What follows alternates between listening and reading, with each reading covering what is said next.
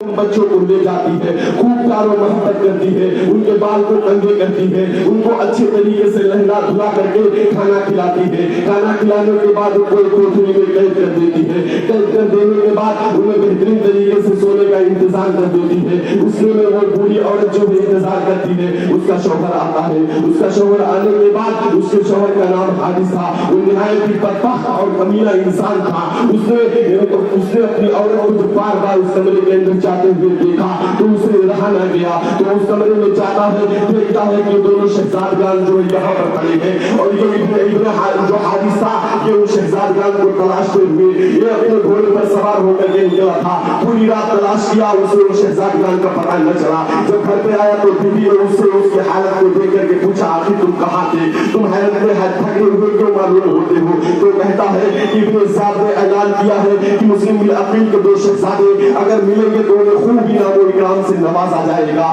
اس اعلان کو سننے کے بعد میں ان پیسے کی فراق میں شہزادگان کو تلاش کر رہا ہوں، لیکن اسے کیا معلوم تھا کہ جن شہزادگان کو میں تلاش کر رہا ہوں وہ دونوں شہزادے میرے گھر کے اندر ہی ہیں۔ جب وہ اپنی بیوی کی حرکتوں کو دیکھتا ہے کہ وہ گھر میں آتی جاتی ہے تو جا کر کے دیکھتا ہے دروازہ کھلا، تو اسے دیکھ کر کے بہت حیرت ہوئی، اپنی بیوی سے پوچھا یہ کون ہے؟ انہیں تو میں تلاش رہا تھا۔ اس کے بعد دونوں شہزادوں کو خوب مارتا ہے، اتنا مارتا ہے کہ دونوں بچے لہو لہان ہو جاتے ہیں۔ اس کی بیوی جب اس حالت کو دیکھتی ہے تو وہ کہتی ہے، اے نوجوان، اے بدبخت، سمجھ جا، تجھے نہیں معلوم تو کس کے اوپر ہاتھ اٹھا رہا ہے، تیری عاقبت برباد ہو سکتی ہے، تو اہل بیت کے مرتبین کو قتل کرنا چاہتا ہے۔ اتنے میں ان تمام شہزادگان کو وہ مارتا ہے، ساتھ میں اپنی بیوی کو بھی دھکا دیتا ہے۔ اس کی بیوی جو ہے وہ دیوار سے لپٹ کر کے گر جاتی ہے، وہ بھی زخمی ہو جاتی ہے۔ اس طریقے سے رات سے صبح ہوتی ہے، دونوں شہزادوں کو وہ باندھ کر